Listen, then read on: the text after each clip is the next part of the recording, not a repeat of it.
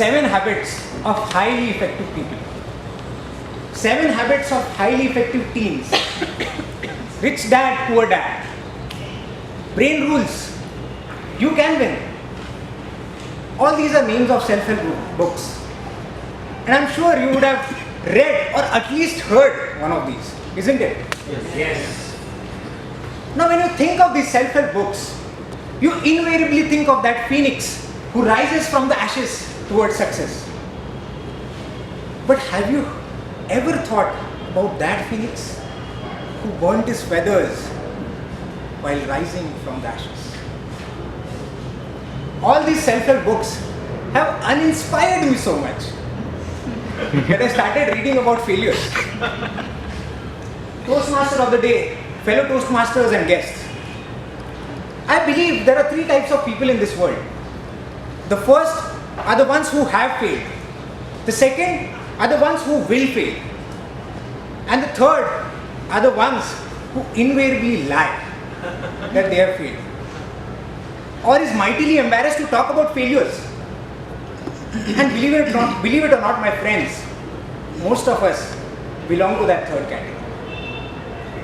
I have a friend, Suhas, and was bad at mathematics. And he used to try hard to learn the subject, but used to just about pass in it. And I once went to his place and there was a kitty party going on. And there were aunties all around. Now these aunties have an innate ability to ask the most uncomfortable question because they know everything going around. So one Savita auntie walked up to Suhas's mom and the conversation went like this. Hi Rajni, how are you? Long time. Yes Savita, long time. How are you? What's happening?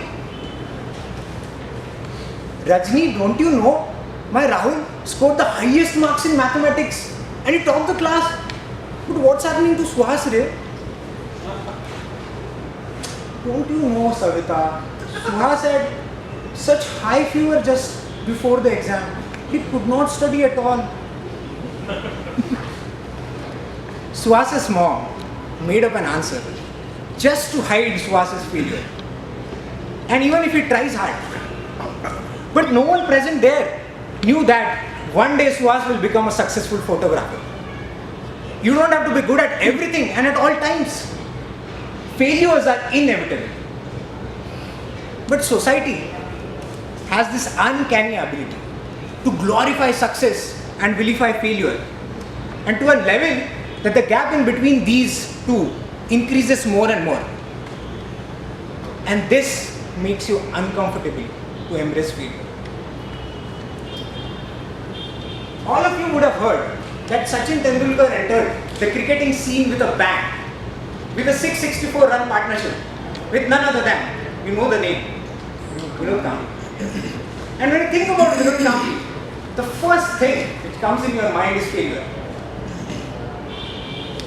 Everyone, media, society thinks of him as a failure.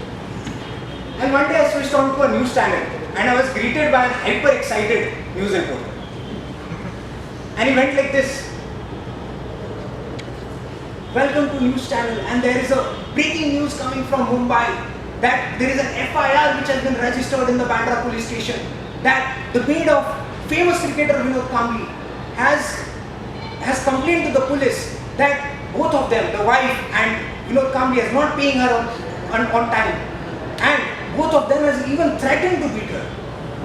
Now you all know Vinod Kambli is that famous cricketer with whom everyone had great expectation, but he failed miserably. Over to headquarters. Society likes to glorify success and vilify failure, and all the more for no reason. And few days later I was watching TV with my uncle, and suddenly Vinod Kambli appeared on TV to review a cricket match. And my uncle reacted, "Oh man, why is he talking about cricket? Change the channel." And this expression made me think about Vinod Kambli. And I went on to read about him. And I found out that he made as many as 9 comebacks to the international level, which is a record in itself. And although he did not do very well there, but all these 9 comebacks were based on dazzling performances at the domestic level. He amassed 10,000 runs with a staggering average of 60.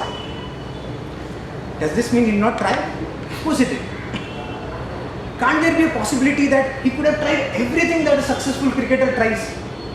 That is to be adaptable, to be persistent, to be focused, to be adaptable to different pitch conditions and whatnot. Qualities that are mentioned in all those glorified books, and could have still failed. There is always a chance that a loser could have put in similar or even more effort than a winner. But unfavorable condition might put him on the losing side. Or it could be just pure bad luck. Losers are just thrown aside.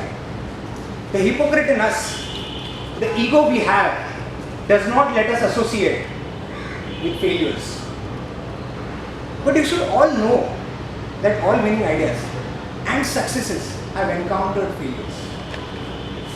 So by connecting to a loser in between us, you can even pick up an idea or a thing or two to learn, which no one else knows, because everyone is reading or following successes.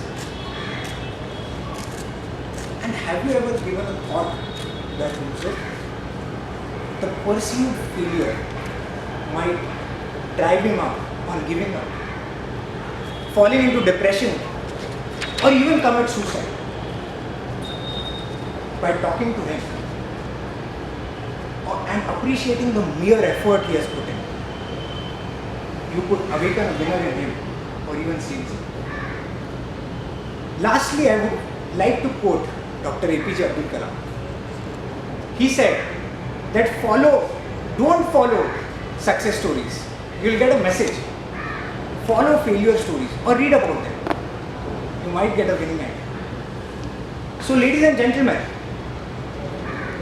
be empathetic to losers and failures. You might pick up a winning idea or even save a life. Over to you.